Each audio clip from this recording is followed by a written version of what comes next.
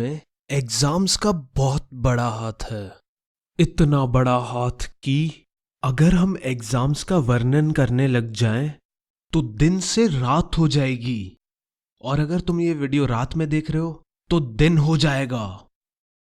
भाई, एग्जाम में इन्विजिलेटर का बस एक छोटा सा काम होता है कि एग्जाम बिना चीटिंग के कराना, और उन टट्टुओं से वो भी नहीं होता। तो चलो अब सीधा टॉपिक पे आते हैं। आज की मूवी का नाम है द रोड नॉट टेकन, और इसके डायरेक्टर हैं रॉबर्ट फ्रॉस्ट। तो रॉबर्ट अपनी जिंदगी के सफर पर निकल पड़ा और एक फॉरेस्ट यानी जंगल में जा पहुंचा।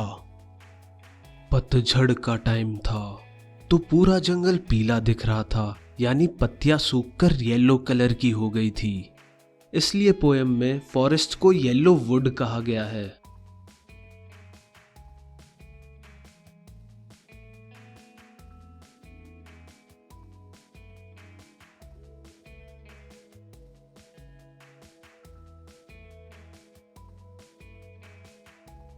वो जंगल के रास्ते पे चले जा रहा था, फिर आगे जाके वो रास्ता दो रास्तों में डिवाइड हो गया।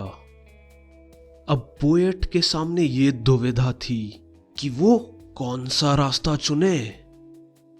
उसे ये बात पता थी और इसका बहुत अफसोस भी था कि वो दोनों रास्तों पर नहीं चल सकता। पोएट दोनों रास्तों को बहुत देर तक देखता है।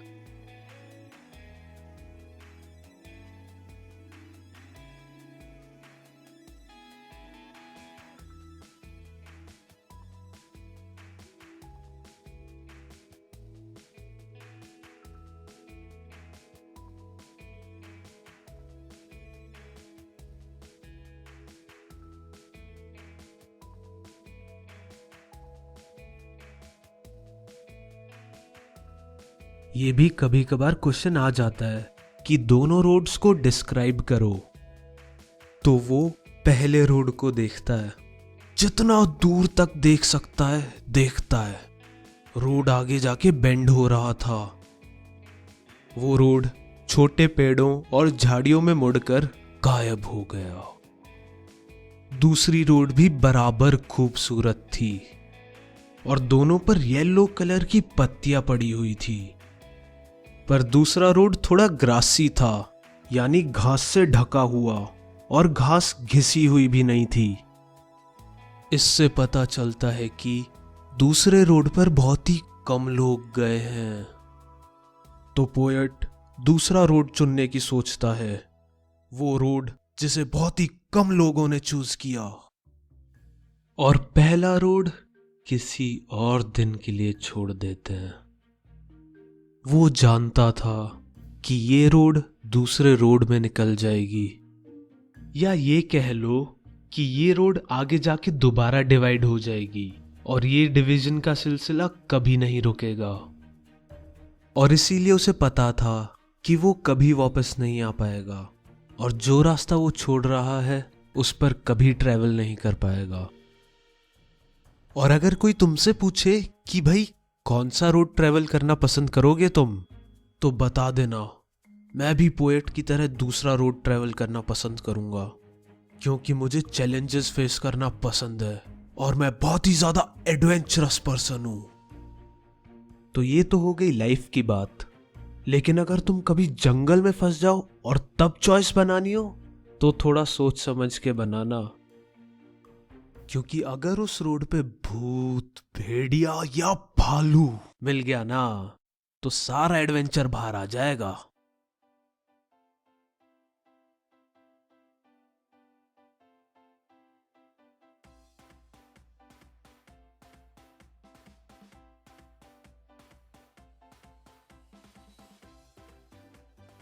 तो एक सवाल ये भी आता है कि पोएट अपने डिसीजन से खुश है कि नहीं।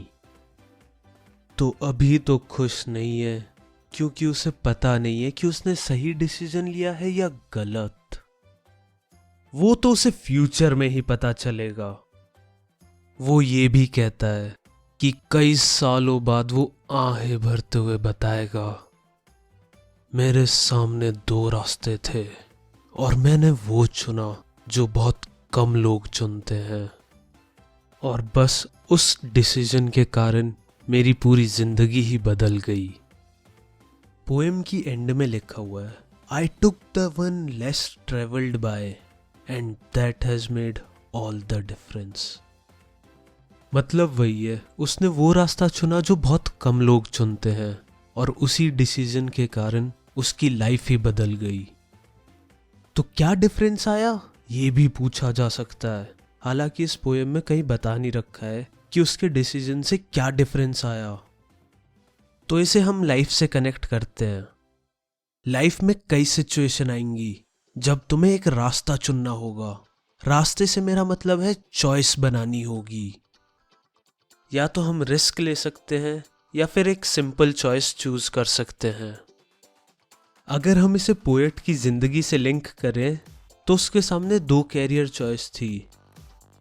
पहली, सिंपल और सिक्योर, कहीं से बीटेक वगैरह करके ठीक ठाक सी जॉब कर ले, या फिर पोएट जैसा रिस्की प्रोफेशन चूज करे। तो उसने पोएट्री करने का फैसला लिया और इस फैसले ने उसकी पूरी लाइफ ही अलग कर दी। यही डिफरेंस आया उसकी लाइफ में। भाई, जहां जिंदगी का जिक्र हो जाए वहां एक शायरी तो बनती है, तो लो सुनो, वाह वाह करते रहना। जिंदगी बड़ी उदास है, जिंदगी बड़ी उदास है, मुझे लगी प्यास है, मुझे दुनिया से ना कोई आस है, मुझे खेलनी आती ताश है, मैं उसका सर फोड़ दूंगा जिसने कहा मेरी शायरी बकवास है। अरे वाह वाह, अरे वाह वाह, अरे सर मजा आ गया, वाह वाह सर, एक और बार। अरे नहीं नहीं यार, इतनी बढ़िया भी नहीं थी। और हाँ, वो सर फोड़ने वाली बात, वो मैं मजाक कर रहा था। अच्छा, तो सर ऐसा है ना, आप ना शायरी वायरी तो रहने ही दिया करो, आपसे ना हो पाएगा। तो दोस्तों, ऐसे हो जाता है हमारी पोएम का दी एंड। और तेरा दी एंड तो मैं करूंगा, रुक जा, अभी मॉरल बताने दे मेरे को।